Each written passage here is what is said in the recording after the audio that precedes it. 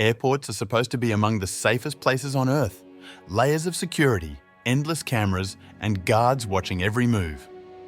But on April 17, 2023, at Toronto's Pearson International Airport, a truck quietly drove in, picked up a shipment, and left. Inside? 6,600 gold bars and millions in cash. In less than 20 minutes, one of the largest gold heists in modern history took place.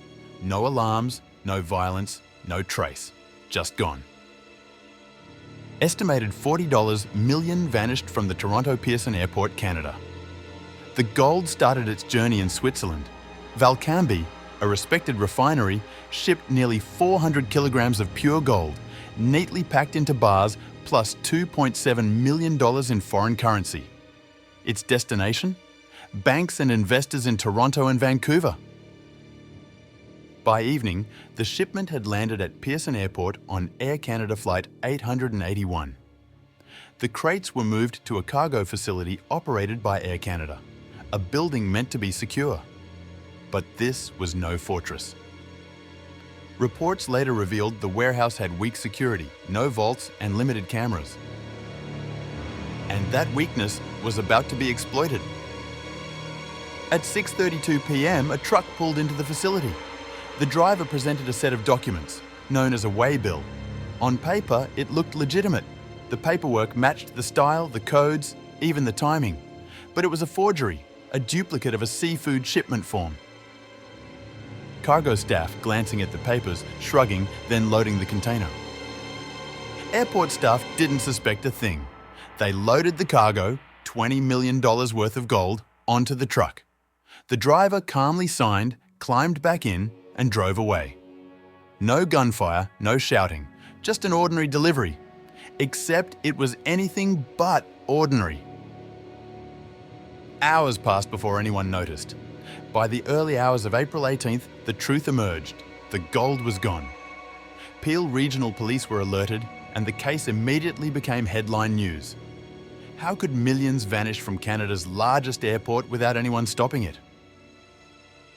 It was Canada's biggest gold heist ever, bigger than the famous 1952 Montreal robbery and rivaling even legendary thefts like the Lufthansa heist in New York.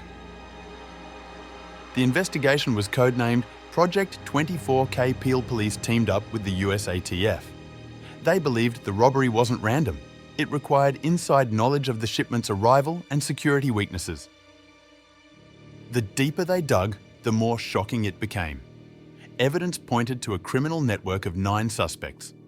Among them, 2 Air Canada employees accused of providing inside help, a jewellery store owner suspected of melting the gold, and organised smugglers linked to international markets.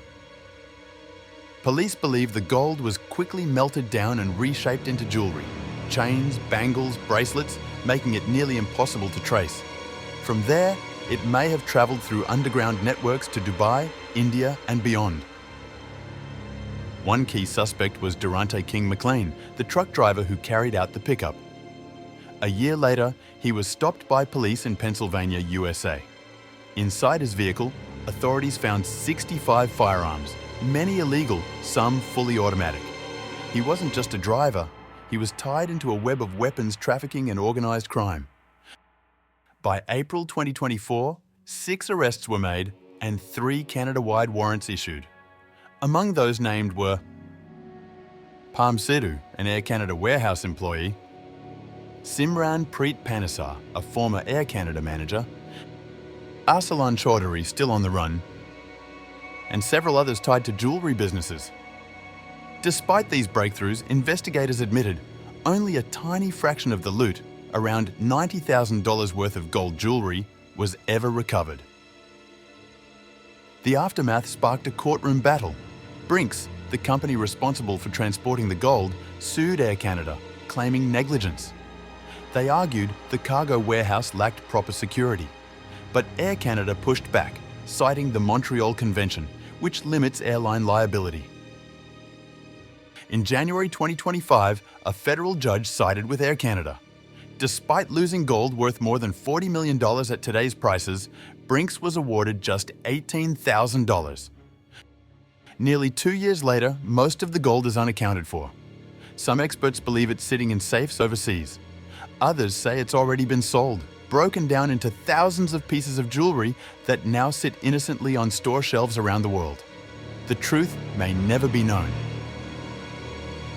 The Pearson Airport Gold Heist wasn't just theft.